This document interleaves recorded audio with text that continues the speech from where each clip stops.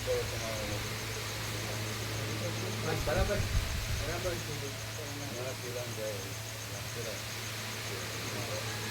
બરાબર બરાબર. બેસો.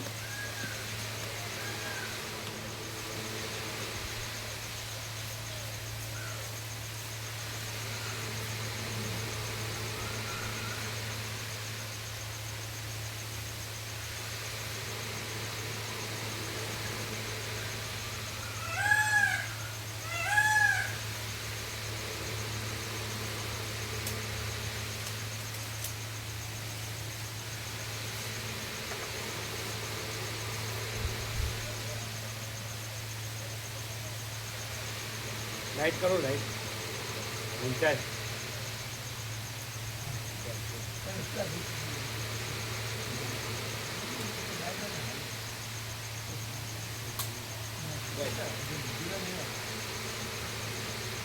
बस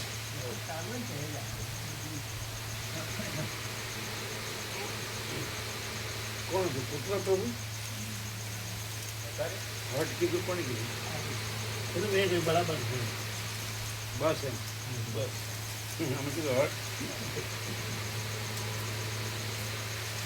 अलावा हाँ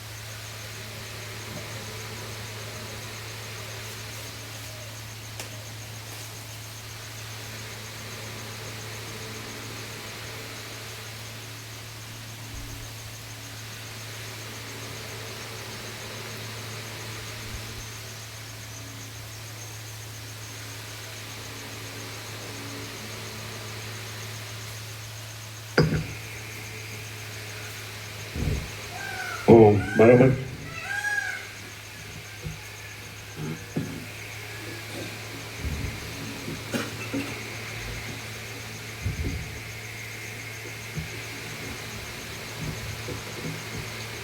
ઓમ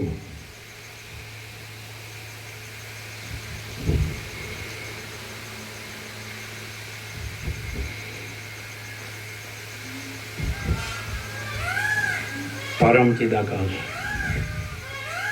परम ज्योति अखंड ज्योति महाचिदाकाश स्वयं प्रकाश संपूर्ण प्रकाश पूर्ण ब्रह्म अनंत तेजघन अनंत चितघन परमाकाश केवल अनंत शुद्ध तेजघन परमाकाश अखिल आत्मा पूर्ण ब्रह्म परमात्मा परम चिदाकाश परम ज्योति अखंड ज्योति अनंत पूर्ण परम चिदाकाश परम शांति स्वयं सिद्ध स्वयं प्रकाश स्वयं पूर्ण स्वस्वरूप यही सब कुछ है, इसके सिवा कुछ नहीं है। शून्यभास अनंत कोटि महाकल्पो है ही नहीं। महाचिदाकाश स्वयं प्रकाश संपूर्ण प्रकाश महाचिदाकाश ज्योति अनंत अखंड अभेद महाचिदाकाश ज्योति महातत्व महासामान्य महाचिदाकाश स्वसंवेद्य सहज निर्विकल्प महाचिदाकाश परम कैवल्य परम शांति परम चिदाकाश अनंत पूर्ण निरपेक्ष सत अनंत संपूर्ण अपरिचित निर्भ्रांत निरपेक्ष વશિષ્ઠરામ સ્થિતિ પ્રકરણ રાઉન્ડ 39મો રાઉન્ડ.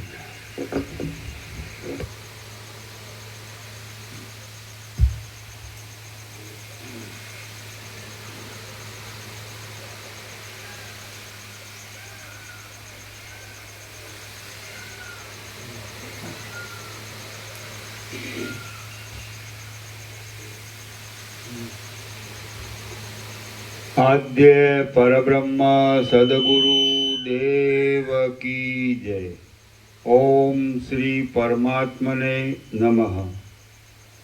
શ્રી યોગ વાસિષ્ઠ મહારામાયણ સ્થિતિ પ્રકરણ સર્ગ 62મો, પેજ નંબર 547. Page number 547, સર્ગ 62મો. સત્સંગથી તથા પુરુષાર્થથી ઉત્તમ સ્થિતિ પ્રાપ્ત થાય છે. આ 62મા સર્ગમાં રામમાં શાસ્ત્રોક્ત સઘળા ગુણોની સંપત્તિ થયાનું અને બીજા સાધારણ પુરુષોને પણ સત્સંગથી તથા પ્રયત્નથી ઉત્તમ સ્થિતિ મળવાનું કહેવામાં આવશે.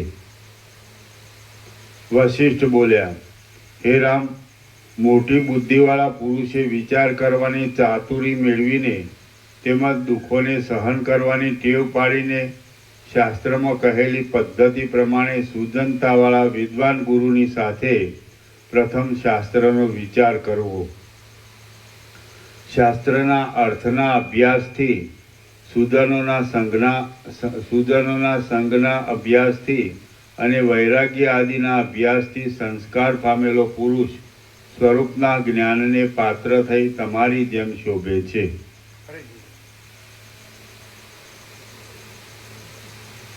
શાસ્ત્રના અર્થના અભ્યાસથી, સુજનોના સંઘના અભ્યાસથી અને વૈરાગ્ય આદિના અભ્યાસથી સંસ્કાર પામેલો પુરુષ સ્વરૂપના જ્ઞાનને પાત્ર થઈ તમારી જેમ શોભે છે. તમે ઉદાર આચારવાળા છો, વીર છો, ગુણોના સમૂહના ભંડારરૂપ છો અને મનના સૃષ્ટિરૂપી મેલથી રહિત થઈને દુઃખથી મુક્ત થયા છો.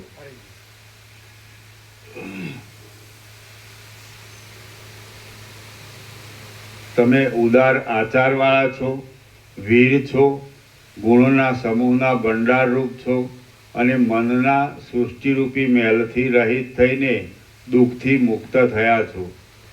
તમે સંસારની વાસનાથી મુક્ત થઈને અને ઉત્તમ જ્ઞાનથી યુક્ત થઈને વાદળા વિનાના શરદ ઋતુના આકાશની જેમ સ્વચ્છ થયા છો એમ હું ધારું છું. તમે ઉત્તમ પદ્ધતિવાળા થયા છો. તમારી પદ્ધતિને પૃથ્વીમાં હવે બીજા પુરુષો પણ રાગદ્વેષ વિનાની વૃત્તિથી અનુસરશે.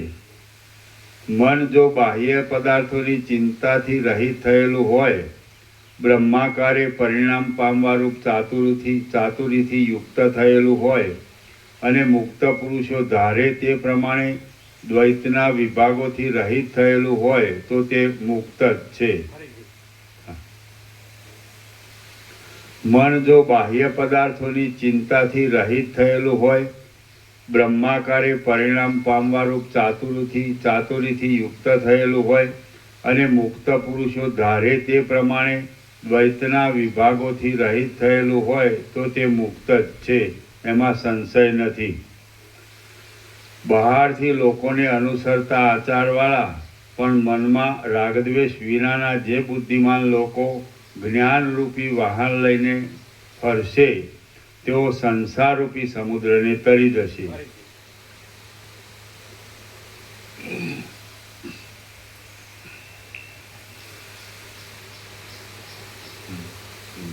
એમાં સંશય નથી. બહારથી લોકોને અનુસરતા આચારવાળા પણ મનમાં રાગદ્વેષ વિનાના જે બુદ્ધિમાન લોકો જ્ઞાનરૂપી વાહન લઈને ફરશે તેઓ સંસારરૂપી સમુદ્રને તરી જશે. જે પુરુષ તમારા જેવી બુદ્ધિવાળો હોય, સમદ્રષ્ટિવાળો, સુજન અને સદવિચારવાળો હોય તે પુરુષ મારા કહેલા જ્ઞાન સંબંધી વિચારોને યોગ્ય છે. જે પુરુષ તમારા જેવી બુદ્ધિવાળો, સમદ્રષ્ટિવાળો, સુજન અને સદવિચારવાળો હોય તે પુરુષ મારા કહેલા જ્ઞાન સંબંધી વિચારોને યોગ્ય છે. તમે બહારથી લોકોના વ્યવહારને અનુસરો અને અંદરથી સઘળી તૃષ્ણાઓનો ત્યાગ કરીને દેહના જીવન પર્યંત રાગદ્વેષ વગરની વૃત્તિથી રહો.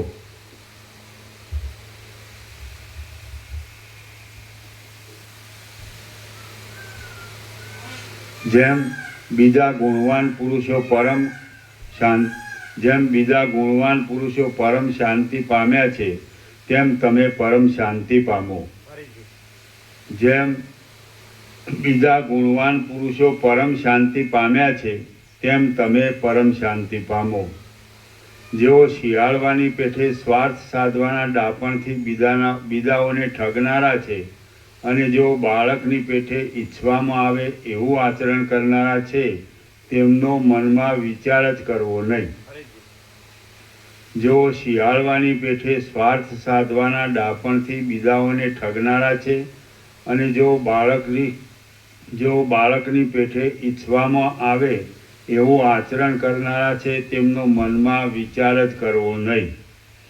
જે પુરુષ શુદ્ધ સાત્વિક જન્મવાળા જીવન મુક્તના ખરેખરા સ્વભાવને સંપાદન કરે છે તે જીવન મુક્તિપણાને પામે છે. જે પુરુષ શુદ્ધ સાત્વિક જન્મવાળા જીવન મુક્તના ખરેખરા સ્વભાવને સંપાદન કરે છે તે જીવન મુક્તિપણાને પામે છે અને ફરીવાર જન્મ ધારણ કરતો નથી. તેનું આ શરીર છેલ્લું જ છે. પુરુષ પોતે બીજી જાતિમાં ઉત્પન્ન થયેલો હોય છતાં તે સર્વદા જે જાતિના તે ગુણોનું સેવન કરે છે તે જાતિને તે ક્ષણ માત્રમાં પ્રાપ્ત થાય છે. તે રાજસ કે તામસ જાતિવાળો હોય તો પણ સાત્વિક જાતિવાળાઓના ગુણોનું જો સર્વદા સેવન કરે છે તો તે સાત્વિક થઈ જાય છે. જોકે કર્મોને વશ રહેનારા મનુષ્યો સઘળા પૂર્વજન્મના સંસ્કારોને પ્રાપ્ત થાય છે તો પણ મોક્ષ પામવાનો પુરુષાર્થ કરવાનું મૂકી દેવું નહીં. કેમ કે મોટા રાજાઓના સૈન્યો પણ પુરુષાર્થથી જીતાય છે. જેમ બિચારી ગાયને કાદવમાંથી કાઢવામાં આવે છે તેમ તમોગુણવાળી કે રજોગુણવાળી બીજી જાતિઓમાં જન્મ આવ્યો હોય તો પણ ધીરજ રાખીને બુદ્ધિને વિષયરૂપી કાદવમાંથી કાઢવી. સત્પુરુષો પોતાના વિવેકને લીધે સાત્વિક જાતિને પ્રાપ્ત થઈ શકે છે. હે રામ, ચિત્તરૂપી સ્ફટિક મણીમાં જેવો રંગ લગાવીએ તેવો રંગ લાગી જાય છે. એટલા માટે પુરુષાર્થ કરવો સફળ જ છે. અતિ ઉત્તમ ગુણો ધારણ કરનારા મુમુક્ષુ પુરુષો પુરુષાર્થથી જ જીવન મુક્તપણાને મેળવીને છેલ્લા શરીરવાળા થયા છે. પૃથ્વીમાં, અંતરિક્ષમાં કે સ્વર્ગલોકમાં એવું કાંઈ પણ નથી કે જે ગુણવાન પુરુષ પુરુષાર્થથી ન મેળવી શકે. બ્રહ્મચર્ય, ધીરજ અને વૈરાગ્યરૂપી બળનો વેગ એ સર્વને યુક્તિથી ગોઠવ્યા વિના તમે ધારેલું પામી શકશો નહીં. હે રામ, સત્વગુણને વધારવાના ઉપાયોમાં એકાગ્રતાવાળી બુદ્ધિ વડે તમે આ અત્યંત હિતરૂપ એવા આત્મજ્ઞાનને સ્થિર કરીને શોક રહિત થાઓ. તમારી પદવીને અનુસરવાથી બીજા અધિકારી લોકો પણ શોક રહિત થશે તથા મુક્ત થશે. હે રામ, તમને વિવેકના મોટા મહિમાવાળો અને વિસ્તાર પામેલા સઘળા સદગુણોથી શોભતો આ છેલ્લો જન્મ પ્રાપ્ત થયો છે, માટે તેમાં તમે જીવન મુક્તની પદ્ધતિમાં સ્થિતિ કરો. આ સંસારના સંગરૂપ મોહથી થયેલી ચિંતા તમારા મનમાં સ્થિતિ કરો નહીં. શ્રી યોગ વાસિષ્ઠ મહારામાયણમાં સ્થિતિ પ્રકરણનો પૌરુષ પ્રશંસા નામનો સર્ગ 62મો સમાપ્ત. સ્થિતિ પ્રકરણ સમાપ્ત. શ્રી યોગ વાસિષ્ઠ મહારામાયણ ઉપશમ પ્રકરણ સર્ગ 1.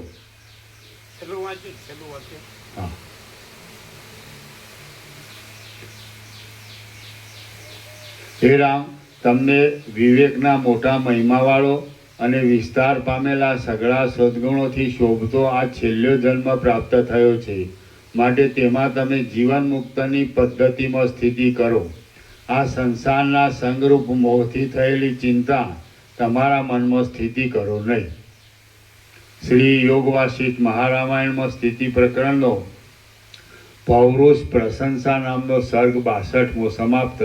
સ્થિતિ પ્રકરણ સમાપ્ત. શ્રી યોગ વાસિષ્ઠ મહારામાયણ ઉપશમ પ્રકરણ સર્ગ 1. મધ્યાહનનો શંખનાદ અને આહ્નિક વર્ણન.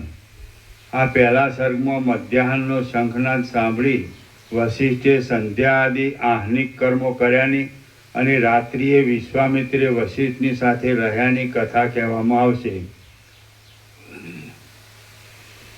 વશિષ્ઠ બોલ્યા, હે રામચંદ્રજી, હવે સ્થિતિ પ્રકરણ પછીનું આ ઉપશમ પ્રકરણ સાંભળો. એ જાણવાથી મુક્તિ આપનારું છે. વાલ્મીકી બોલ્યા, વશિષ્ઠ મુનિ એ પ્રમાણે પરમ સુખ આપનારો ઉપદેશનો પ્રવાહ ચલાવતા હતા ત્યારે શરદ ઋતુમાં ચળકતા તારાઓવાળા આકાશની જેમ સઘળી સભા નિશ્ચળ થઈ ગઈ હતી. જેમ વાયુ વિનાના કમળવનમાં કમળો સ્થિર દેખાય તેમ સભાની અંદર સઘળા રાજાઓ શ્રવણની ઈચ્છાથી મૌન ધારણ કરીને સ્થિર થયેલા દેખાતા હતા.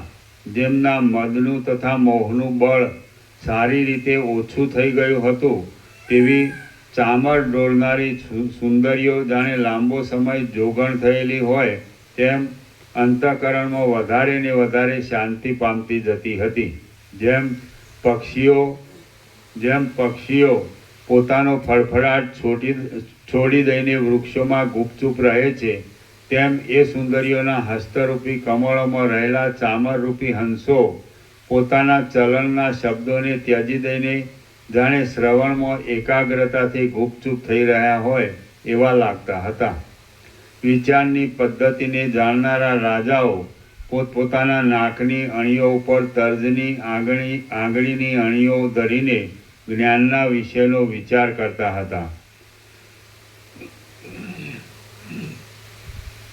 જેમ સૂર્યનો ઉદય થતાં આકાશ અંધકારને છોડી દે છે તેમ ઉપદેશનો ઉદય થતાં રામે અજ્ઞાન છોડી દીધું હતું અને તે પ્રભાતકાળના કમળની જેમ પ્રફુલ્લિત થયા હતા.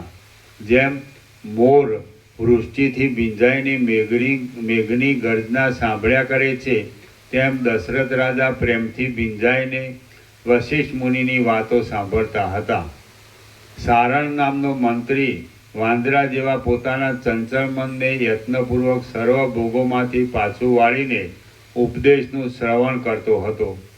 ચંદ્રની કળા જેવા નિર્મળ અને વિચારની પદ્ધતિમાં ભારે વિચક્ષણતા ધરાવનારા લક્ષ્મણજી વશિષ્ઠના વચનોથી આત્મતત્વ પોતાના જાણવામાં આવતા હૃદયમાં તેનો અનુભવ કરવા લાગ્યા હતા. શત્રુઓને હણનારા શત્રુઘ્ન ચિત્તથી પૂર્ણ થઈને તથા અત્યંત આનંદ પામીને પૂર્ણિમાના ચંદ્ર જેવા શોભતા હતા.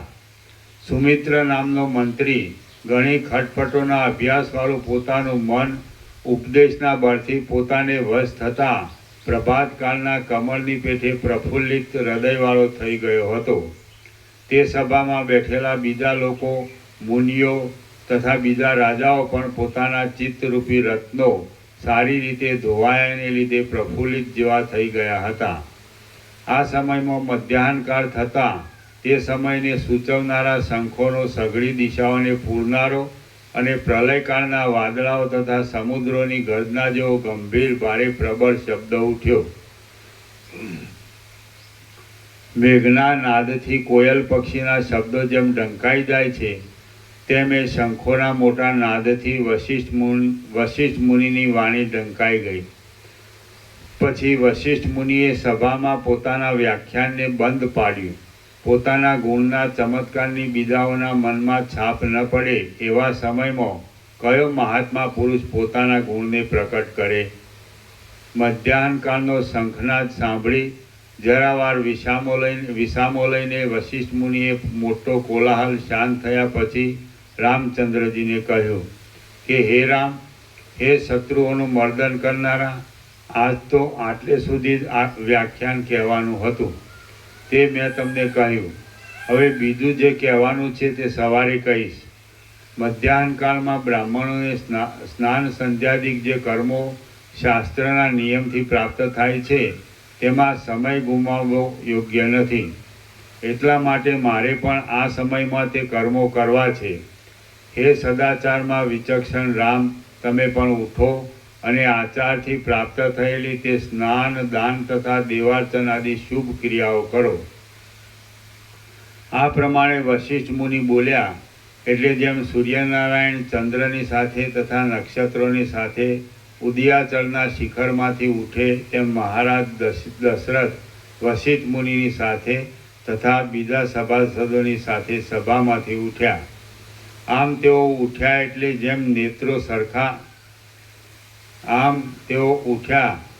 જેમ નેત્રો સરખા ભ્રમરોવાળી કમલીની મંદ પવનનો સ્પર્શ થવાથી ચલાયમાન થાય તેમ ભ્રમરો સરખા નેત્રોવાળી તે સઘળી સભા સમય પ્રાપ્ત થવાથી ઉઠવા માટે ચલાયમાન થઈ.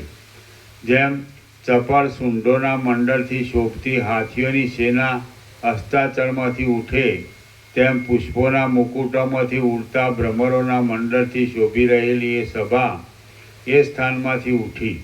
ઉઠવાના સંભ્રમને લીધે પરસ્પરના અંગો ભીંસાયા, તેથી બાજુબંધો ઘસાયા અને માણિક્યોની કાંતિ ચારે બાજુ ફેલાઈ રહી. આથી ત્યાં રાતા વાદળાવાળા સંધ્યાકાળના જેવો દેખાવ થઈ રહ્યો. ત્યાં પુષ્પોના આભૂષણોમાંથી નીકળીને ભંગવા લાગેલા ભ્રમરો ગુંજારો મચાવી રહ્યા અને મુકુટોમાં જડેલા મોટા પ્રકાશવાળા રત્નોની પ્રભાથી સર્વના વસ્ત્રો ઇન્દ્રધનુષ જેવા વિચિત્ર રંગોવાળા દેખાવા લાગ્યા. જેમ લતાઓના પાંદડાઓમાં સુંદર મંજરીઓવાળી વનોની પંક્તિ પોતામાં રહેલા મોટા મોટા હાથીઓના મંડળના ઉઠવાથી સંભ્રમથી શોભે તેમ સ્ત્રીઓના હસ્તોમાં શોભતા સુંદર ચામરોવાળી તે સભા મોટા મોટા સભાસદોના ઉઠવાના સંભ્રમથી શોભવા લાગી. કડાઓની ચળકતી કાંતિઓથી સભાસદોના વસ્ત્રો પરસ્પર રાતા થઈ ગયા હતા. તેથી એ સભા પવનથી ઉડેલા પુષ્પોવાળી મંદારની વનરાજીની જેમ શોભતી હતી. સઘળી દિશાઓમાં હિમકણ જેવી કર્પૂરની કણીઓ ગાંઠી રીતે ફેલાઈ હતી. તેથી એ સભા જાણે ધોળો વાદળવાળી શરદ ઋતુ સર્વત્ર ફેલાયેલી હોય એવી જણાતી હતી. સભાસદોના મુકુટોમાં જડેલા ચકચકિત ઇન્દ્રનીલમણીઓની કાંતિથી આકાશ ભાગ શ્યામ થઈ ગયો હતો અને સઘળા કાર્યો સમેટાઈ ગયા હતા. તેથી તે સભા પ્રફુલ્લિત નીલકમલોવાળા અને જેમાં સઘળા કાર્યો આટોપી લેવામાં આવે છે એવા સંધ્યાકાળ જેવી જણાતી હતી. રત્નોના કિરણોથી વ્યાપ્ત થયેલા મુખોવાળી અને સારસ પક્ષીઓના જેવા સ્ત્રીઓના નુપુરોના શબ્દોવાળી એ સભા ત્યારે જળથી વ્યાપ્ત થયેલા કમળોવાળી અને ભ્રમરોના ગુંજારોવાળી કમલિનીની જેમ શોભતી હતી. સેંકડો રાજાઓના ઉઠવાના સંભ્રમોથી વ્યાકુળ થયેલી એ મોટી સભા અનેક પ્રાણીઓના સંભ્રમથી વ્યાકુળ થયેલી નવી સૃષ્ટિની જેમ ઉઠી હતી. જેમ રત્નોની પ્રભા વડે ઇન્દ્રધનુષ જેવા કરેલા તરંગો સમુદ્રમાંથી નીકળે તેમ રત્નોના જુદા જુદા રંગના પ્રકાશોએ ઇન્દ્રધનુષ જેવા કરેલા તે રાજાઓ દશરથ રાજાને પ્રણામ કરીને રાજમંદિરમાંથી નીકળ્યા.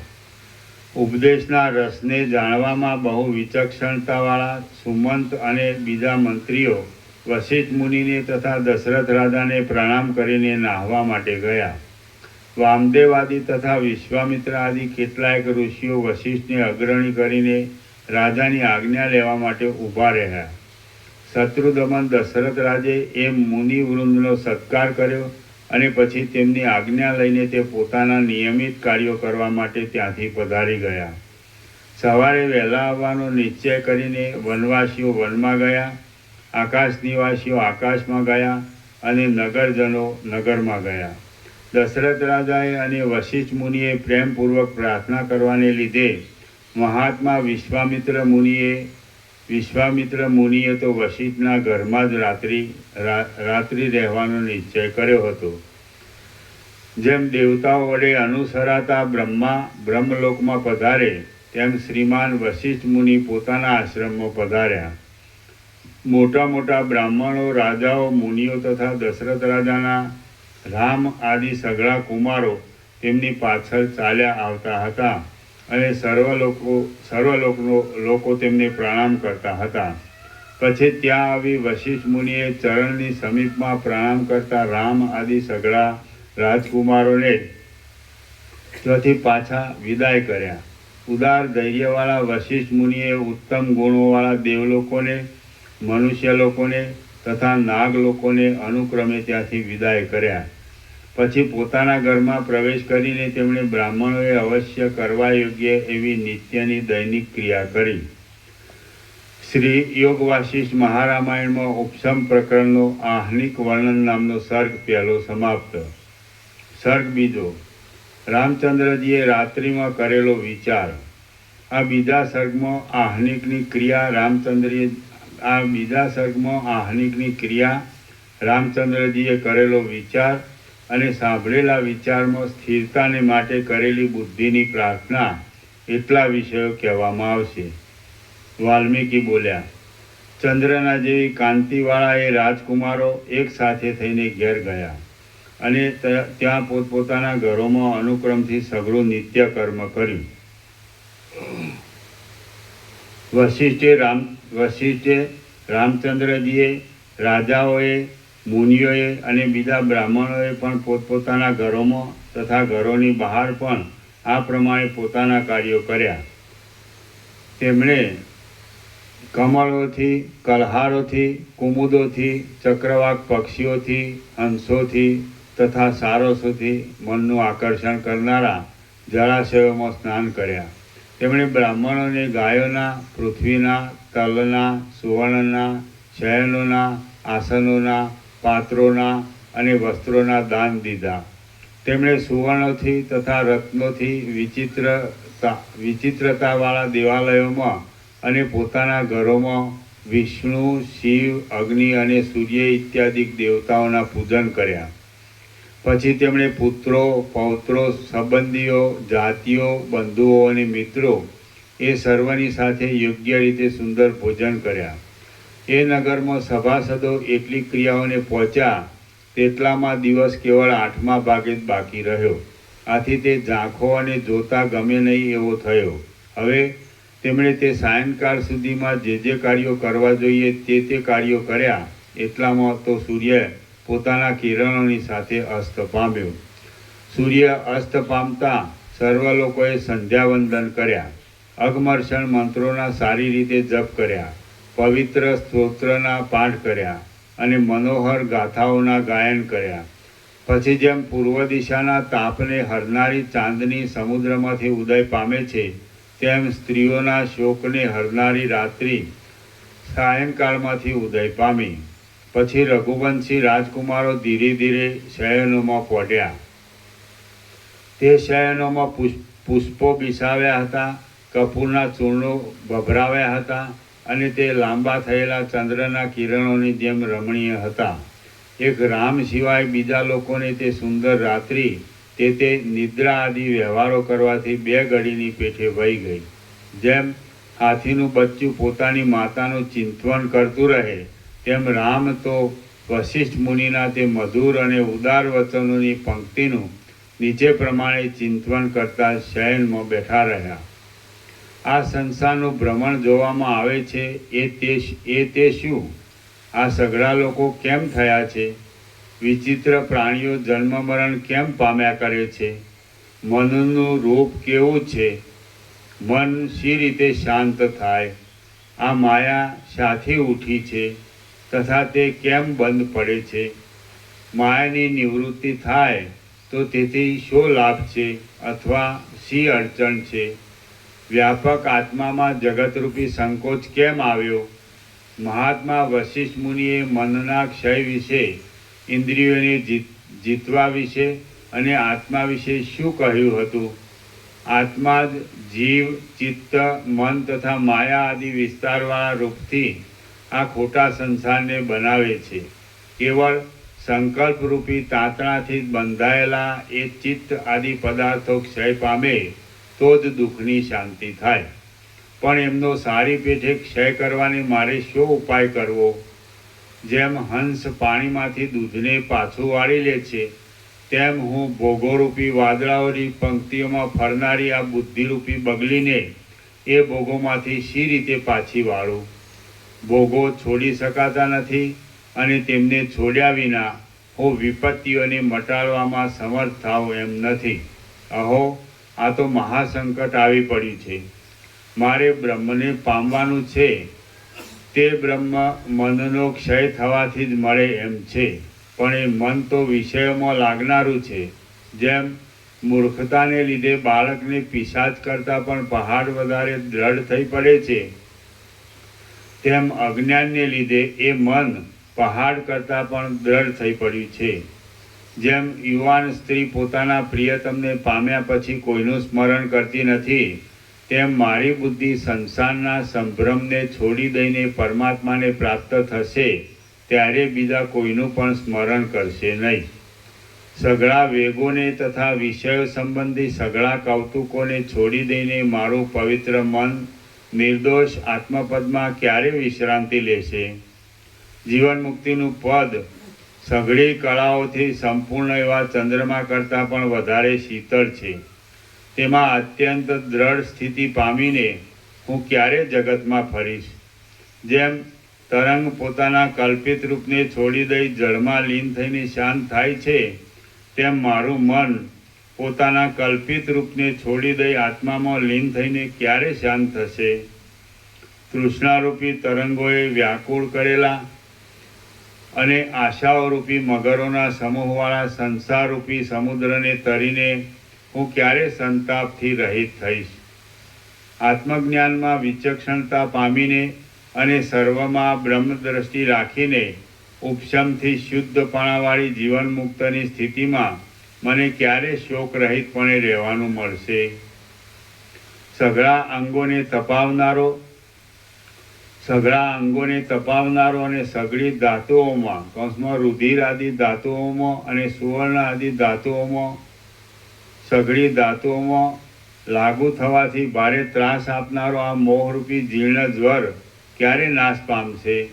મારું મન વાયુ વગરના સ્થળમાં રહેલા દીવાની શિખાની પેઠે ભ્રમરને ત્યજી દઈને અને અત્યંત પ્રકાશમય થઈને ક્યારે સ્થિરતા પામશે? જેમ ગરુડ પક્ષીઓ સમુદ્રોને લીલા માત્રમાં તરી જાય છે, તેમ દુષ્ટ વિષયોથી શરીરને બાળનારી મારી ઇન્દ્રિયો ક્યારે દુઃખોને લીલા માત્રમાં તરી જશે? જેમ શરદ ઋતુમાં કાળો મેઘ નષ્ટ થઈ જાય છે, તેમ આ દેહ હું છું, હું રડું છું અને હું મૂળ છું એવા પ્રકારનો આ વ્યર્થ ભ્રમ ક્યારે નાશ પામશે? જે આત્મપદ મળવાથી બુદ્ધિ સ્વર્ગ આદિના સુખોને તરણા જેવા તુચ્છ ગણે છે, તે પદની હું માગણી કરું છું. મને એ પદ ક્યારે મળશે? હે મન, સંસારમાં રાગ વિનાના વશિષ્ઠ આદિ મહાત્માઓએ નિર્મળ બ્રહ્મ વિદ્યા સંબંધી કહેલા વિચારો તારામાં સ્થિતિ કરશે કે? એ તું મને કહે. હે ચિત્ત, હું ફરીવાર દુઃખોરૂપી અજગરોના ઝપાટામાં આવીને હાય બાપ, હાય મા અને હાય દીકરા ઇત્યાદિ વિલાપોનું પાત્ર ન બનું તો ઠીક. એ બહેન નીચે ટિપ્પણી છે. જીવ અને બુદ્ધિ એ બંને એક અવિદ્યાના ઉદરમાંથી ઉત્પન્ન થયેલા છે, માટે બુદ્ધિને બહેન કહી છે. હે બહેન બુદ્ધિ, હું તારો ભાઈ છું. તું મારી આ માગણીને તરત પૂરી કર. તું વશિષ્ઠ મુનિના વચનોનો વિચાર કર, એટલે આપણે દુઃખોમાંથી છૂટી જઈએ. હે દીકરીની ટાંચ, સુબુદ્ધિ પાછળથી ઉત્પન્ન થાય છે, માટે તેને દીકરી કહી છે. હે દીકરી સુબુદ્ધિ, તારા પગમાં પડીને હું પ્રાર્થના કરું છું કે તું સંસારનો ઉચ્છેદ થઈ જાય એવી પૂર્ણતારૂપ સંપત્તિ અર્થે સ્થિર થા. હે સુબુદ્ધિ, વશિષ્ઠ મુનિએ પ્રથમ વૈરાગ્યનો વચનો કહ્યા, તે પછી મુમુક્ષુજનનો વ્યવહાર કહ્યો, તે પછી જગતની ઉત્પત્તિઓનો ક્રમ કહ્યો અને તે પછી દ્રષ્ટાંતોથી સુંદર લાગે એવું તથા બ્રહ્મ વિદ્યાવાળા વ્યાખ્યાનોથી તરત સમજાય એવું સઘળું સ્થિતિ પ્રકરણ કહ્યું હતું. તેનું સંપૂર્ણ રીતે સ્મરણ કર. જે વસ્તુનો મને સારી પેઠે સેંકડો વાર વિચાર કરી મૂક્યો હોય તે વસ્તુને જો બુદ્ધિ સ્વીકારે નહીં તો સઘળો વિચાર શરદ ઋતુના વાદળાની પેઠે નિષ્ફળ જાય છે. આથી સઘળા કાર્યોમાં બુદ્ધિ જ મુખ્ય છે. શ્રી યોગ વાસિષ્ઠ મહારામાયણમાં ઉપદેશ પ્રકરણનો ઉપદેશાનું વર્ણન નામનો સર્ગ બીજો સમાપ્ત. સર્ગ ત્રીજો, વશિષ્ઠ આદિ સર્વનું સભાસ્થાનમાં આગમન. આ ત્રીજા સર્ગમાં પોતાને ઘેર આવેલા રામ આદિ લોકોને સાથે લઈ વશિષ્ઠ મુનિ સભામાં પધાર્યાની અને વ્યાખ્યાની સઘળી સગવડ થયાની કથા કહેવામાં આવશે. વાલ્મીકી બોલ્યા, જેમ કમળને સૂર્યની ચિંતા કરતાં કરતાં રાત્રિ વ્યતીત થઈ જાય તેમ રામને એવા પ્રકારની મોટી વિસ્તીર્ણ ચિંતા કરતાં કરતાં તે રાત્રિ વ્યતીત થઈ ગઈ. પછી જાણે કોઈએ વાળી નાખ્યા હોય તેમ આકાશમાં તારાઓ ઝાંખા પડી ગયા અને દિશાઓ અંધારાની થોડી થોડી શાંતામાં કંઈક રતાશથી મિશ્રિત થઈ ગઈ. ત્યારે જેમ કમળ પદ્માકર્મથી ઉઠે તેમ ચંદ્ર સરખા મુખવાળા રામચંદ્રજી પ્રભાતકાળના વાદળાઓના શબ્દની સાથે શયનમાંથી ઉઠ્યા. હવે પ્રાતઃકાળમાં કરવાના સ્નાન વિધિને તથા સંધ્યાવંદન આદિ વિધિને પૂર્ણ કરી તે ભાઈઓની સાથે તથા થોડાક પરિવારની સાથે વશિષ્ઠ મુનિને ઘેર પધાર્યા. ત્યાં બ્રહ્માના નિધિધ્યાસન રૂપ સમાધિ ધરીને એકાંતમાં બેઠેલા વશિષ્ઠ મુનિને જોઈને રામચંદ્રજી માથું નમાવીને દૂરથી જ તેમને પગે લાગ્યા. વિનયવાળા એ લોકો વશિષ્ઠ મુનિને પ્રણામ કરીને જ્યાં સુધી અંધકાર ટળી જઈને સઘળી દિશાઓ સ્વચ્છ થઈ ત્યાં સુધી એમના આંગણામાં જ ઊભા રહ્યા. પછી જેમ દેવતાઓ બ્રહ્મલોકમાં આવે તેમ બીજા રાજાઓ, રાજકુમારો, ઋષિઓ અને બ્રાહ્મણો પણ વશિષ્ઠ મુનિને ઘેર આવ્યા. ત્યાં ઘણા માણસોથી વ્યાપ્ત થયેલું તથા હાથીઓની, ઘોડાઓની અને રથોની ભીડવાળું વશિષ્ઠ મુનિનું ઘર રાજદ્વાર જેવું શોભવા લાગ્યું. પછી મહાત્મા વશિષ્ઠ મુનિએ જરાવારમાં સમાધિ છોડી દીધી અને વિનય આદિ આચારથી તેમજ પ્રિય વચનો આદિ ઉપચારથી તે લોકોને માન આપ્યું. પછી બ્રહ્મા જેમ કમળ ઉપર બિરાજે તેમ શ્રીમાન વશિષ્ઠ મુનિ વિશ્વામિત્રની સાથે રથમાં બિરાજ્યા અને બીજા મુનિઓ તેમની પાછળ ચાલ્યા. હવે જેમ સઘળા દેવતાઓથી વીંટાયેલા બ્રહ્મા ઇન્દ્રને ઘેર પધારે તેમ મોટા સૈન્યથી વીંટાયેલા મુનિ દશરથ રાજાને ઘેર પધાર્યા. જેમ હંસોના ટોળાથી વીંટાયેલો રાજહંસ કમલિનીમાં પ્રવેશ કરે તેમ લોકોથી વીંટાયેલા વશિષ્ઠ મુનિએ નમ્ર માણસોવાળી દશરથ રાજાની રમણીય સભામાં પ્રવેશ કર્યો. ત્યારે મહાવીર દશરથરાજ તરત સિંહાસન ઉપરથી ઉઠીને 3 પગલાં તેમની સામે આવ્યા. પછી દશરથ આદિ રાજાઓ, વશિષ્ઠ આદિ મુનિઓ, ઋષિઓ, બ્રાહ્મણો, સુમંત્ર આદિ મંત્રીઓ, સૌમ્ય આદિ વિદ્વાનો, રામ આદિ રાજકુમારો, શુભ આદિ મંત્રીપુત્રો, પ્રતિનિધિ આદિ રાજ્યના માણસો, સુહોત્ર આદિ શેઠિયાઓ, માલવ આદિ રાજ્યના સેવકો અને બીજા પણ કેટલાયક સદગૃહસ્થો સભામાં યોગ્ય રીતે બેઠા. આમ સર્વ લોકો પોતપોતાના આસનો પર બેઠા અને તે સઘળાઓની દ્રષ્ટિઓ વશિષ્ઠ મુનિના મુખ ઉપર લાગી. હવે સભાનો કોલાહલ શાંત થઈ ગયો. બંદીજનો ચૂપ થઈ ગયા. રાત્રે આરામ મળવા આદિની પરસ્પરને પૂછવાની સઘળી વાતો પૂછાઈ રહી અને સઘળી સભા નિશ્ચળ થઈ ગઈ. ત્યાં પવનની સુંદર લહેરો ચાલવા લાગી અને પવનને લીધે કમળોના ગર્ભોમાંથી નીકળતા પરાગો ઉડી ઉડીને લોકોએ પહેરેલી મોતીની માળાઓની ઉપર પડવા લાગ્યા. ત્યારે ચારે બાજુ ગોઠવવામાં આવેલા પુષ્પોના મોટા મોટા હિંડોળાઓમાંથી ભારે સુગંધ લઈને મીઠો મીઠો પવન વાવા લાગ્યો. ત્યાં પુષ્પોથી બિછાવેલી ભૂમિઓના કોમળ ઝરૂખાઓમાં રાખેલા પલંગો ઉપર બેસીને સઘળી રાણીઓ જોવા લાગી.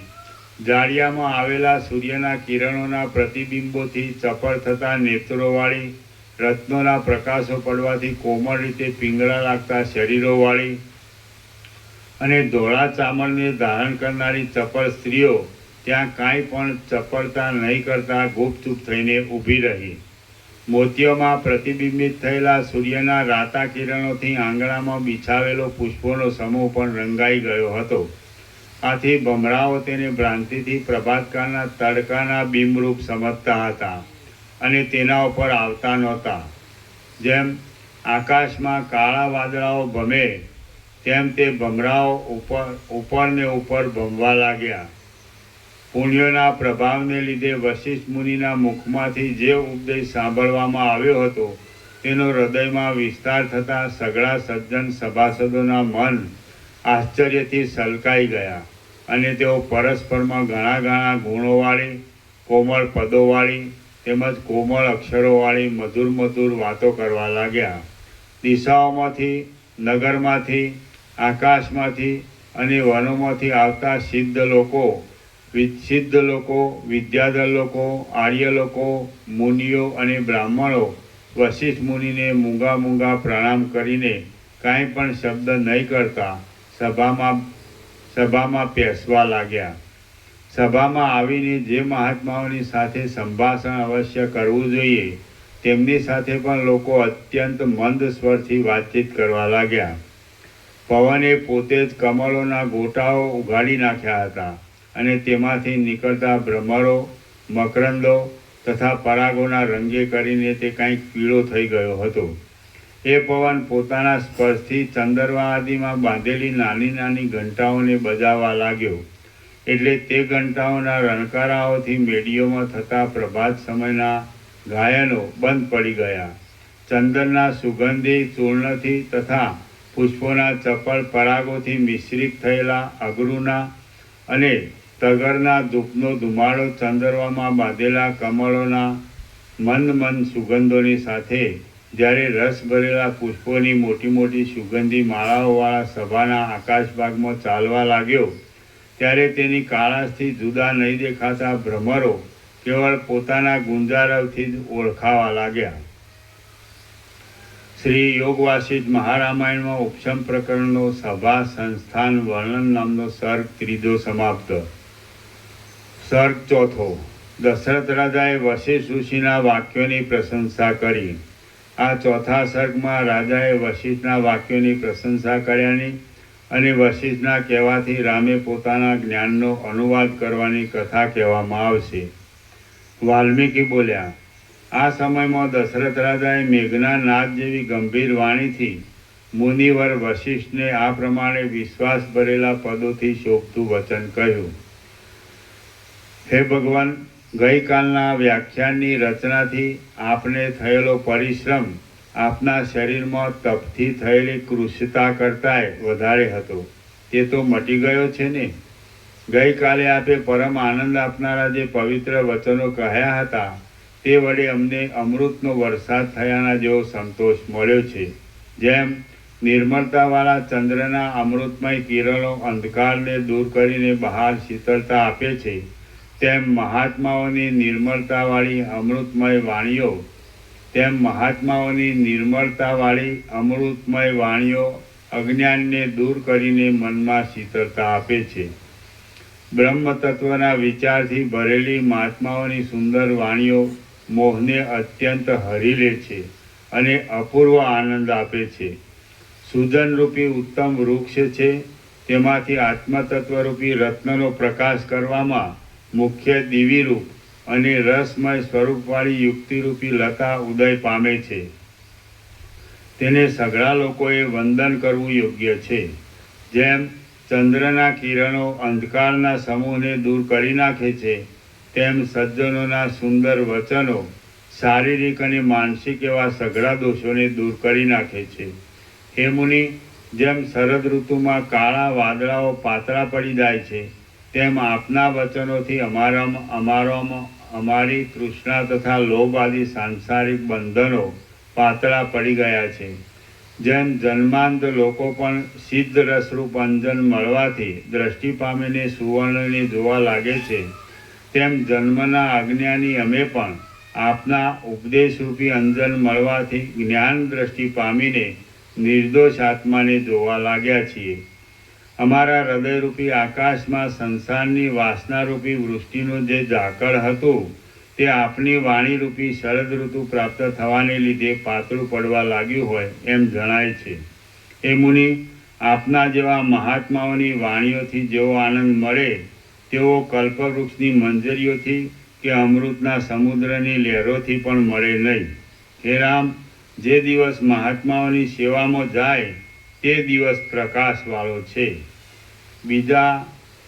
બીજા સઘળા દિવસોને અંધકારથી જ ઘેરાયેલા સમજવા.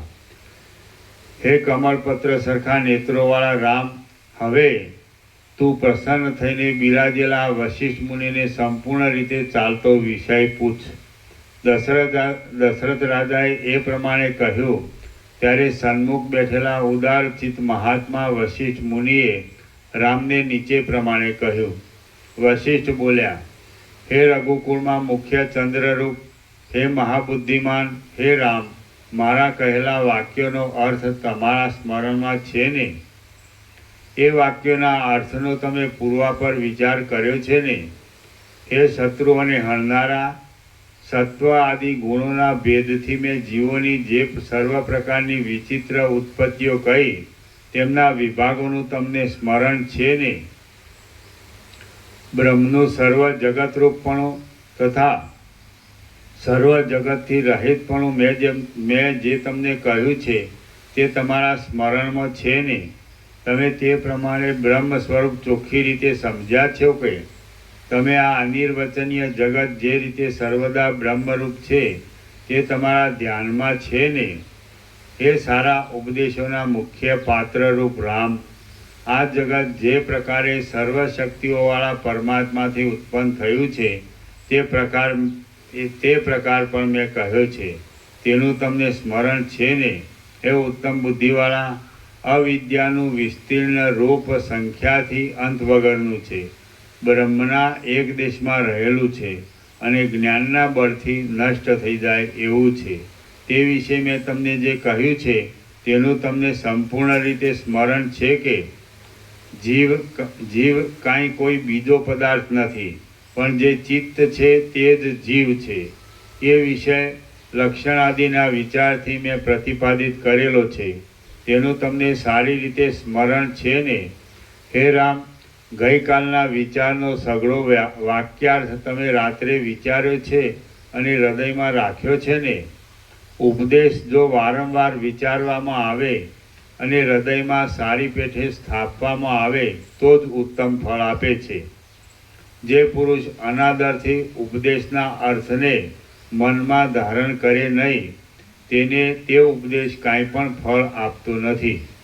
હે રામ, જેમ તમે મોટા હૃદયવાળા હોવાથી મોતીઓને કંઠમાં રાખવાને યોગ્ય છો, તેમ તમે શુદ્ધિ આપનારા મારા સ્પષ્ટ વચનોને પણ હૃદયમાં રાખવાને યોગ્ય છો. વાલ્મીકી બોલ્યા, એ પ્રમાણે બ્રહ્માના પુત્ર મહાત્મા વશિષ્ઠ મુનિએ બોલવાનો અવસર આપ્યો એટલે રામચંદ્રજી તેમને નીચે પ્રમાણે કહેવા લાગ્યા.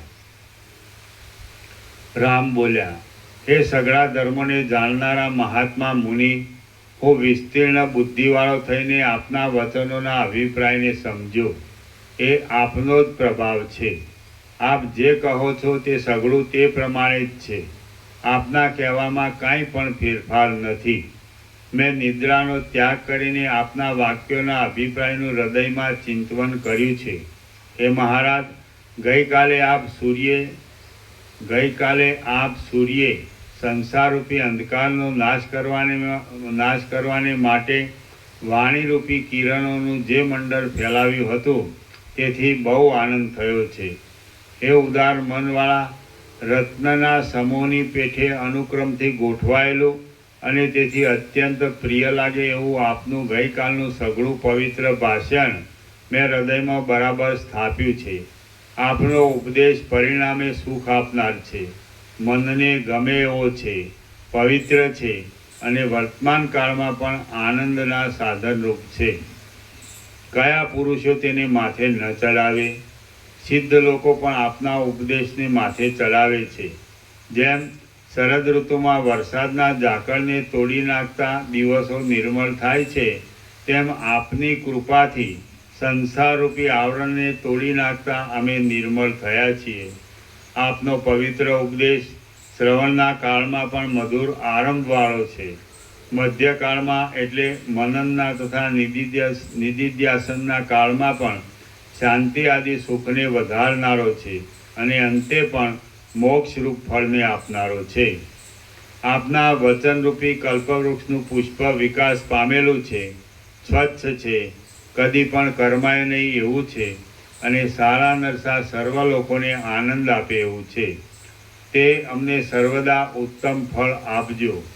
હે સઘળા શાસ્ત્રોના વિચારમાં વિચક્ષણ, હે સદાચારો રૂપી પવિત્ર જળોના મુખ્ય સમુદ્રરૂપ, હે મોટા મોટા ઉત્તમ નિયમોને પાળનારા, હે વશિષ્ઠ મુનિ, હવે પાપોના સમૂહનો નાશ કરનારી ઉપદેશની વાણીને આપ અત્યંત ફેલાવો. કૌંસમાં ખૂબ ઉપદેશ કરવાનો આરંભ કરો. શ્રી યોગ વાસિષ્ઠ મહારામાયણમાં ઉપશમ પ્રકરણનો રાઘવ પ્રશ્ન નામનો સર્ગ ચોથો સમાપ્ત. સર્ગ પાંચમો. મનોમય જગતની સ્થિતિને શાંત કરવાનો ક્રમ. આ પાંચમા સર્ગમાં અવિવેકથી વૃદ્ધિ પામેલી મનોમય જગતની સ્થિતિને ઉપશાંત કરવાનો ક્રમ સારી રીતે કહેવામાં આવશે. વશિષ્ઠ બોલ્યા, હે સુંદરવર રામ, ઉત્તમ સિદ્ધાંતોથી રમણીય લાગે એવું અને મુક્તિ આપનારું આ ઉપશમ પ્રકરણ હું કહું છું તે તમે એકાગ્ર ચિત્તથી સાંભળો. હે રામ, જેમ સારા થાંભલાઓથી માંડવો ટકી રહે છે તેમ રજોગુણી અને તમોગુણી જીવોથી આ સંસારરૂપી લાંબી માયા ટકી રહી છે. સાત્વિક જન્મવાળા અને ઉત્તમ ગુણોવાળા તમારા જેવા ધીર પુરુષો તો જેમ સર્પો જૂની કાચડીને છોડી દે છે તેમ આ અનાદિકાળની માયાને લીલા માત્રમાં છોડી દે છે. હે રામ, શુદ્ધ સાત્વિક જન્મવાળા અથવા રજોગુણથી મિશ્રિત એવા સાત્વિક જન્મવાળા જે સમજુ પુરુષો હોય છે તેઓ જગતના કારણોની પરંપરાનો વિચાર કરે છે. શાસ્ત્રોના, સજ્જનોના અને શુભ કાર્યોના સંગથી જેમના પાપ ટળી ગયા હોય છે તે પુરુષોની બુદ્ધિ સત્ય પદાર્થનું અવલોકન કરવામાં દીવા જેવી થાય છે. પોતાની રુચિ વડે અને પોતાની બુદ્ધિથી જ વિચાર કરીને જ્યાં સુધી જાણવા યોગ્ય વસ્તુ જાણી ન હોય ત્યાં સુધી તે વસ્તુની પ્રાપ્તિ થતી નથી. હે રામ, બુદ્ધિવાળા, નીતિવાળા, ધીર અને ઉત્તમ કુળમાં જન્મેલા રજોગુણથી મિશ્રિત એવા સાત્વિક જાતિઓવાળાઓમાં તમે મુખ્ય છો. તમે આ જોવામાં આવતા સંસારના આરંભોમાં શું સાચું છે અને શું ખોટું છે એ પોતાની મેળે જ વિચારો અને વિચારીને જે સત્ય હોય તેમાં તત્પર થાઓ. જે વસ્તુ આદિમાં પણ ન હોય અને અંતમાં પણ ન હોય તેની સત્યતા કેવી હોય? જે આદિમાં પણ અવિચળ હોય અને અંતમાં પણ અવિચળ હોય તે જ સત્ય કહેવાય, બીજું સત્ય ન કહેવાય. જે વસ્તુ આદિમાં તથા અંતમાં રહેનાર ન હોય તે વસ્તુમાં જેનું મન આસક્ત થાય છે તે પશુ જેવો મૂઢ છે. તે માણસને વિવેક શાથી થાય? આ સંસારમાં મન જ જન્મે છે, મન જ વધે છે અને બ્રહ્મ વિદ્યારૂપી ઉત્તમ વિચારથી મન જ મોક્ષ પામે છે.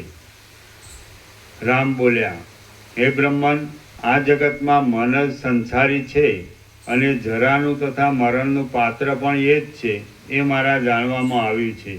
હવે એ મનનો ઉદ્ધાર કરવાનો જે ઉપાય હોય તે મને કહો. જેમ સૂર્ય બહારના અંધારાનો નાશ કરે છે તેમ આપ જ રઘુવંશીઓના હૃદયના અંધારાનો નાશ કરતા આવ્યા છો. વશિષ્ઠ બોલ્યા, હે રામ, પ્રથમ તો શાસ્ત્રથી, ઉત્તમ વૈરાગ્યથી અને સજ્જનોના સંગથી મનને પવિત્ર કરો. મન જ્યારે અભિમાનથી રહિત થઈને વૈરાગ્યને પ્રાપ્ત થાય છે ત્યારે શાસ્ત્રના રહસ્યના જ્ઞાનથી તથા બ્રહ્મતત્વના અનુભવથી પણ સારી પેઠે સમજાવવામાં સમર્થ એવા ગુરુઓને શરણે જવું. ગુરુએ બતાવેલા માર્ગથી સગુણ ઈશ્વરનું ધ્યાન તથા પૂજન આદિ કરીને પુરુષ અનુક્રમે પરમ પાવન પદને પ્રાપ્ત થાય છે.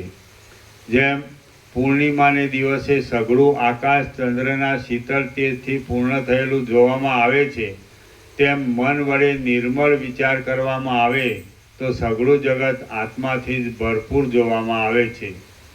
માણસ જ્યાં સુધી ચિત્તરૂપી વહાણ વડે વિચારરૂપી તટમાં વિશ્રાંતિ પામે નહીં, ત્યાં સુધી તે સંસારરૂપી મહાસાગરમાં ખડની પેઠે તણાતો જાય છે. જેમ નીચા પ્રવાહવાળું નિર્મળ પાણી સઘળી રેતીને દૂર કરી નાખે છે, તેમ વિચારથી સત્ય વસ્તુને જાણનારા પુરુષની બુદ્ધિ સઘળા માનસિક દુઃખોને દૂર કરી નાખે છે. સોનું અને ભસ્મ મિશ્રિત થઈ ગયેલા હોય છે, તેમાં આ સોનું છે અને આ ભસ્મ છે એવું જ્ઞાન શોધન કરનારા સોનીને જ પ્રાપ્ત થાય છે, પણ બીજાને તે પ્રાપ્ત થતું નથી. તે જ પ્રમાણે દેહ અને આત્મા મિશ્રિત થઈ ગયેલા છે, તેમાં આ આત્મા છે અને આ દેહ છે એવું જ્ઞાન વિવેચન કરનારા વિચક્ષણ પુરુષને જ પ્રાપ્ત થાય છે, પણ બીજાને પ્રાપ્ત થતું નથી. આ જીવ દેહાદિકના પરિચ્છેદવાળો જણાય છે. તેનો લાંબા કાળના વિચારથી વિવેચન કરીને મનમાં ખરું સ્વરૂપ સમજવામાં આવે તો જે જીવ છે તે જ ચોખ્ખી રીતે પરબ્રહ્મ થઈ રહે છે. તો પછી મોહનો અવસર જ ક્યાંથી રહે? જ્યાં સુધી તત્વ સમજવામાં ન આવ્યું હોય ત્યાં સુધી મન મોહવાળું રહે તો ભલે રહે, પણ જ્યારે તત્વ સમજવામાં આવે ત્યારે મોહ લેશ માત્ર પણ રહેતો નથી. એ વાત નિસંશય છે. હે શ્રોતાજનો, આત્માને ન જાણ્યો હોય ત્યાં સુધી તમને દુઃખ છે, અને તેને જાણ્યા પછીથી અનંત સુખ અને પરમ શાંતિ જ છે એમ તમે સમજો. તમારો આત્મા આ ક્ષણભંગુર દેહની સાથે મિશ્રિત જેવો થઈ ગયો છે. તેને તમે દેહથી જુદો પાડીને સ્વસ્થ થાઓ, વિલંબ કરો નહીં. જેમ સોનું કાદવમાં પડ્યું હોય તે છતાં પણ તેને કાદવનો કાંઈ સંબંધ નથી, તે પ્રમાણે નિર્મળ આત્મા દેહમાં રહ્યો હોય તે છતાં પણ તેને દેહનો જરા પણ સંબંધ નથી. જેમ કમળના આધારરૂપ જળ અને કમળની ઉપર રહેલું જળ એ બંને ઉપાધિથી જુદા જોવામાં આવે છે, પણ વાસ્તવિક રીતે જુદા નથી, તે જ પ્રમાણે બ્રહ્મ અને જીવ એ બંને ઉપાધિથી જુદા જણાય છે, પણ વાસ્તવિક રીતે જુદા નથી. મારું કંઈ સાંભળતું નથી, પણ હું ઊંચા હાથ કરીને પોકાર કરું છું કે આત્માના વિચારને ભૂલી ગયેલું મૂઢ મન જ્યાં સુધી દુષ્ટ વાસનારૂપી કાદવથી ભરેલા ખાડામાં કાચબાની પેઠે પડ્યું રહેશે અને ઇન્દ્રિયોથી ભોગવવાના વિષયોમાં અત્યંત આસક્ત રહેશે, ત્યાં સુધી સંસારરૂપી અંધારો ચંદ્રથી, અગ્નિથી કે બારે સૂર્યોથી પણ જરાય ભેદાવાનું નથી. મન જાગ્રત થઈને પોતાની ખરી સ્થિતિનું વિવેચન કરવા લાગે તો જેમ સૂર્યનો ઉદય થતાં રાત્રિનું અંધારું નષ્ટ થઈ જાય છે, તેમ હૃદયનું અંધારું નષ્ટ થઈ જાય છે. દેહાદિકના અધ્યાસરૂપ શયનમાં સૂતેલા મનને ઉત્તમ બોધને માટે નિત્ય જાગ્રત કરવું જોઈએ, જેથી સંસારનું ભેદન થઈ જાય.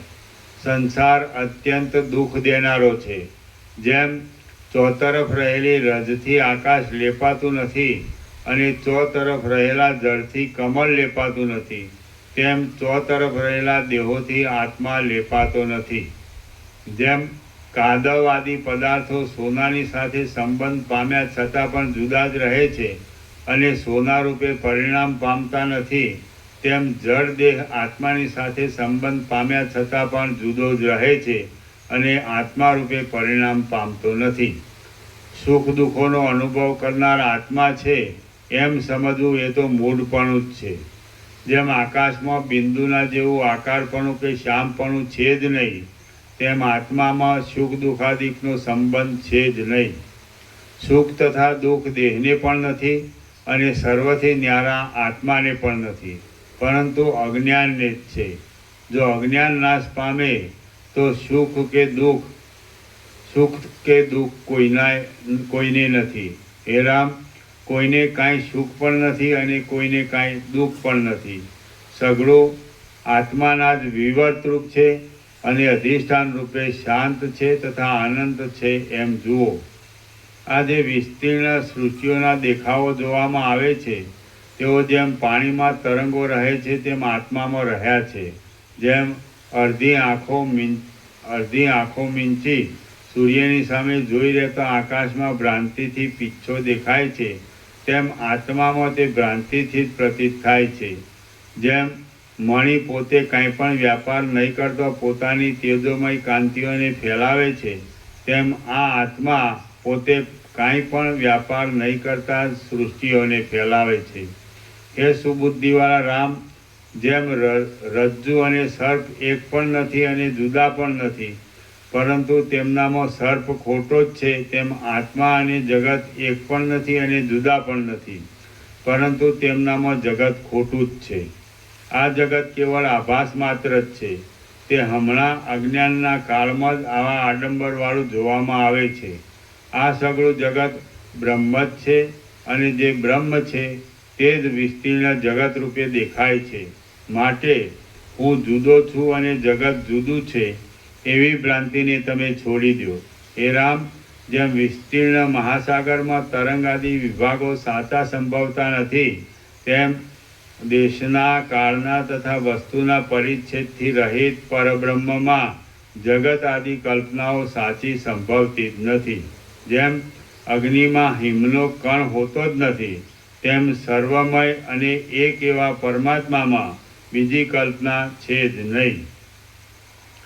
જીવ જો તદાકાર મનથી પોતે જ પોતાના ચૈતન્યમય સ્વરૂપની ભાવના કરે છે તો પોતે મલિનતા વિનાના તથા માયાની કુટિલતા વિનાના પોતાના સ્વરૂપમાં આનંદ કરે છે. હે રામ, આ સંસારમાં શોક પણ નથી, મોહ પણ નથી, જન્મ પણ નથી અને જન્મવાળા પણ નથી, પણ જે સર્વનું અધિષ્ઠાન બ્રહ્મ છે તે જ છે. માટે તમે સંતાપ કરવો છોડી દો. હે રામ, તમે શીત, ઉષ્ણ આદિ દ્વંદ્વોથી રહિત થાઓ. સર્વદા સત્વગુણમાં રહીને માનસિક વિક્ષેપોથી રહિત થાઓ. શરીરના યોગક્ષેમની ચિંતાને છોડી દો. ધીરજ ધરો, દ્વૈતની આસક્તિથી મુક્ત થાઓ અને સંતાપથી રહિત થાઓ. હે રામ, તમે સમબુદ્ધિવાળા થાઓ, સ્વસ્થ થાઓ, સ્થિર મનવાળા થાઓ, શોક રહિત મનવાળા થાઓ, મનન કરનારા થાઓ, ઉત્તમ મણિની પેઠે સ્વચ્છ થાઓ અને સંતાપથી રહિત થાઓ. હે રામ, તમે દેહાદિકમાં અહંતા મમતાથી રહિત થાઓ, સંકલ્પોથી રહિત થાઓ, ધીર બુદ્ધિવાળા થાઓ, અંતઃકરણને જીતો, આવી પડેલા વ્યવહારને અનુસરો અને સંતાપથી રહિત થાઓ. હે રામ, તમે આસક્તિથી રહિત થાઓ, પરિશ્રમથી રહિત થાઓ, મળોથી તથા પાપોથી રહિત થાઓ. આ ગ્રાહ્ય છે અને આ ત્યાજ્ય છે એવા આગ્રહથી રહિત થાઓ અને સંતાપથી રહિત થાઓ. હે રામ, તમે જગતથી ન્યારા પદમાં રહો. પામવા યોગ્ય વસ્તુને પામીને પૂર્ણ થાઓ. ભરપૂર સમુદ્રની પેઠે ક્ષોભ રહિત થાઓ અને સંતાપથી રહિત થાઓ. હે રામ, તમે વિકલ્પોના સમૂહથી છૂટા થાઓ. માયારૂપી લેપથી રહિત થાઓ. પોતાથી જ પોતામાં તૃપ્ત રહો અને સંતાપથી રહિત થાઓ. હે આત્મવેત્તાઓમાં ઉત્તમ રામ, તમે પારથી તથા અંતથી રહિત સ્વરૂપવાળા થાઓ. મનમાં મેરુ પર્વતના જેવી ધીરજરૂપ દ્રઢતાવાળા થાઓ અને સંતાપથી રહિત થાઓ. હે રામ, તમે આપમેળે આવી મળે તે સુખોનો અનુભવ કરો. કોઈ વસ્તુની ઈચ્છા ન રાખો. આ ગ્રાહ્ય છે તથા ત્યાજ્ય છે એવો આગ્રહ છોડી દો અને સંતાપથી રહિત થાઓ. હે રામ, તમે પૂર્ણ મહાસાગરની જેમ પોતામાં પોતાથી જ મોટાઈ પામો અને પૂર્ણચંદ્રના બિંબની જેમ પોતામાં પોતાથી જ શીતળતા પામો. હે સુંદર રામ, જગતની આ સઘળી રચના મિથ્યા જ છે. જ્ઞાની પુરુષ મિથ્યા પદાર્થ ઉપર દોડ કરે જ નહીં. તમે આત્મવેત્તા છો, કલ્પનાઓથી રહિત છો, દુઃખોથી રહિત છો અને સર્વદા પ્રકાશમાન છો. આથી તમે શોકથી રહિત થાઓ. તમારા પિતા જ્યારે તમને પૃથ્વીનું ચક્રવર્તી રાજ્ય આપે ત્યારે તમે સઘળા ગુણોથી રાજાઓને રાજી રાખજો અને સમદ્રષ્ટિથી લાંબા કાળ સુધી પ્રજાઓનું સારી રીતે પાલન કરજો. આત્મવેદતાએ કર્મોનો ત્યાગ કરવો પણ યોગ્ય નથી અને કર્મોમાં આસક્તિ રાખવી પણ યોગ્ય નથી. શ્રી યોગ વાસિષ્ઠ મહારામાયણમાં ઉપશમ પ્રકરણનો પ્રથમોપદેશ નામનો સર્ગ 5મો સમાપ્ત. સર્ગ 6.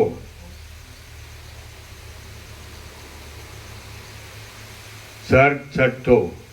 છેલ્લા જન્મવાળા જ્ઞાનીને જીવન મુક્તિ માટે ગુણ પ્રાપ્તિનો ક્રમ.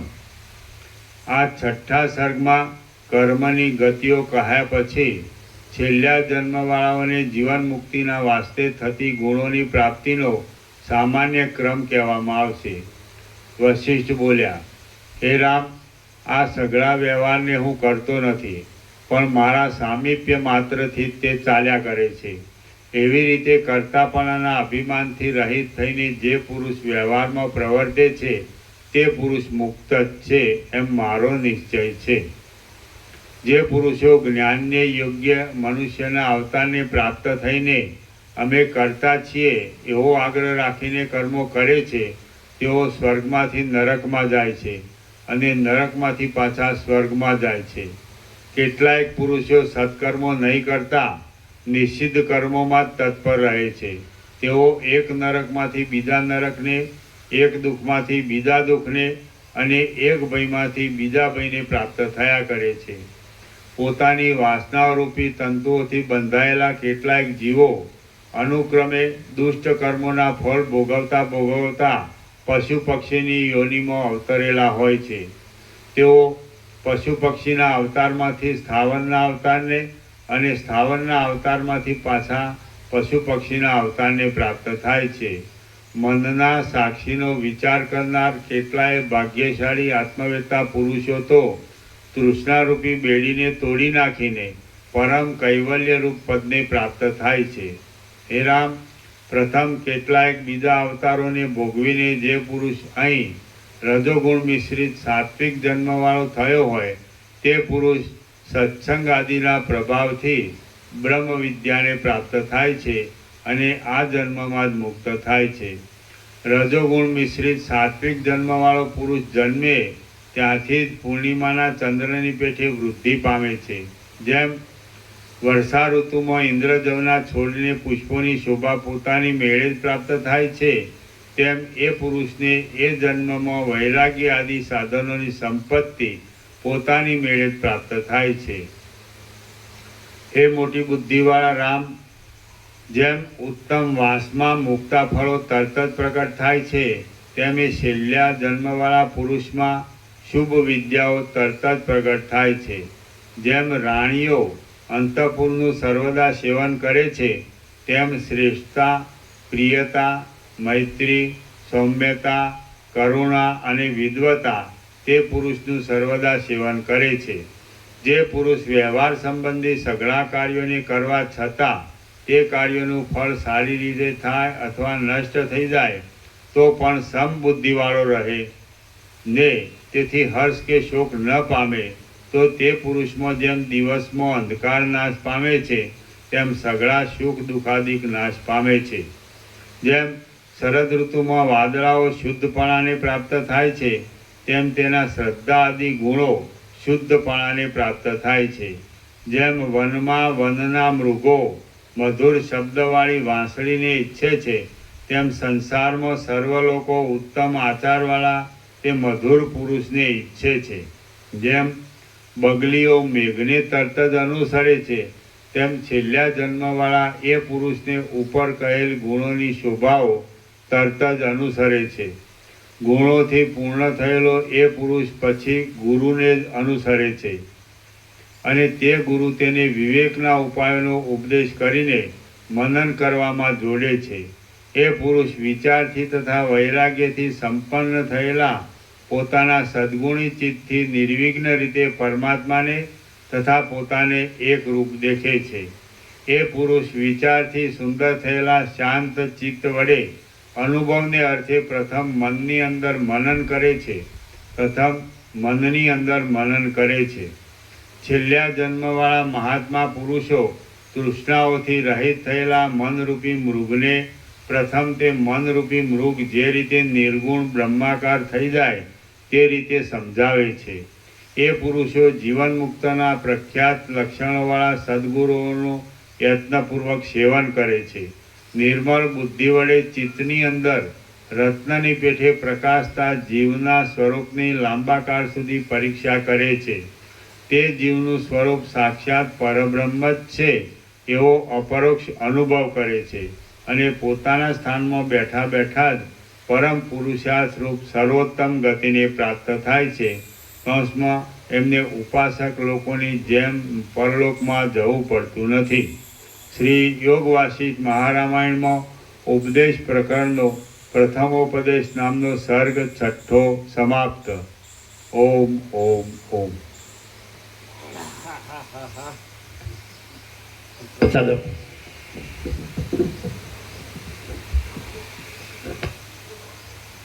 પેલા કાલે આવ્યા ને વચના મુદ્દો તો આપી દો, આપી દેશે. હા, પેલા 3 ફેમિલી 3 જણ નથી આપ્યા અને જેને બાકી હોય લઈ લો. 3 આવ્યા હતા ને પેલા ઘડિયાળવાળા અને ભગવાન પવનથી જાય 3ના લઈ લો. વચના મુદ્દાને સ્ટીકર પછી આ પ્રભુને બાકી હોય તો આને આપજો. હા લઈ લો લઈ લો.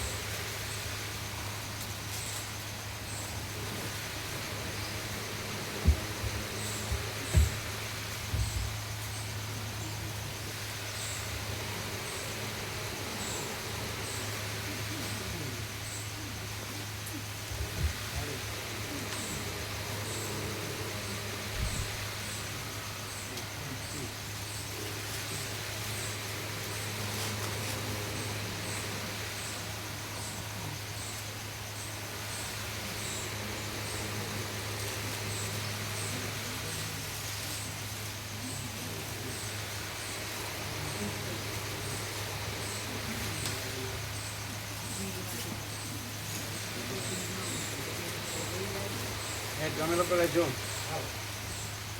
એ કાલે 3 જણને લઈ જજો વચમાં.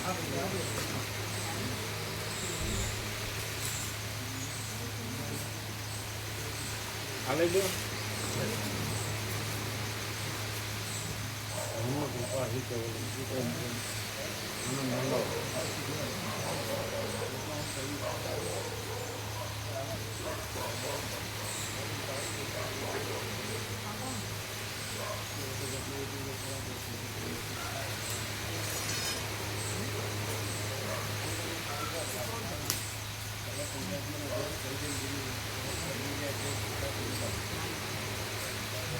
અમને આપજો વચનામૃત અમને.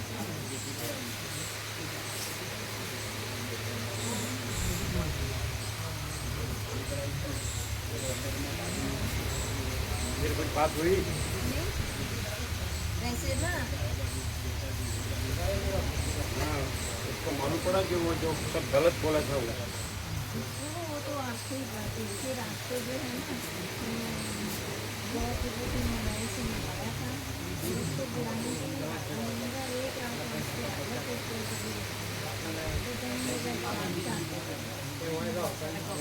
क्या बोले आप शाम को आप बोले आपको बोले क्यों मैं उसको जिद कर दी थी कि एक रात वास्ते आया तो हाँ? तो मेरे दोस्त से जिद कर रही थी सिर्फ एक रात वास्ते आया फिर कुछ भी मत आना तो मेरा आप शाम अपने आने को कर फिर कभी नहीं आने है क्या? एक रात वास्ते आ गए फिर क्या है बताया और तो उसमें एकदम बहुत ही आसान है। અમને બાકી છે વચ્ચે લઈ ગયો તો कोई बात તમે લોકો और कोई बात नहीं।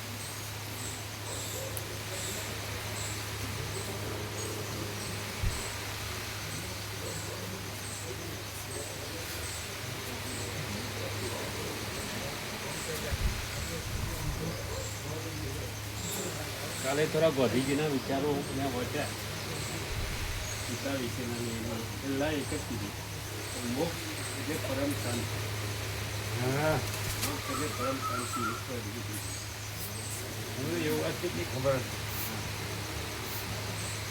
એ ખબરસ્તાનું લેખ આવે છે એમાં નહીં તો એ ગીતા વાંચતા હતા. આ ગીતા ઉપર નિરૂપણ કર્યું છે ગઈકાલની અંદર લેખ એનું બધું સાહિત્ય નવજીવન કાર્યાલયમાં મળે. નવજીવન અમદાવાદ વિદ્યાપીઠની બાજુ.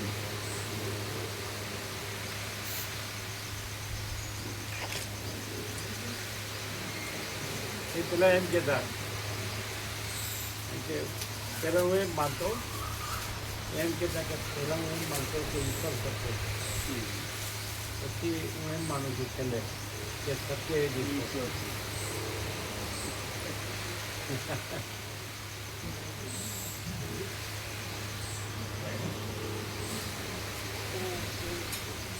બધી વાત થઈ ગઈ રેવા મળી જોડે જઈ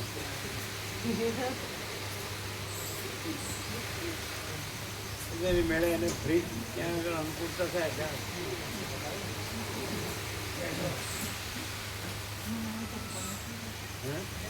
प्रथा बात गणेश चतुर्थी पूछा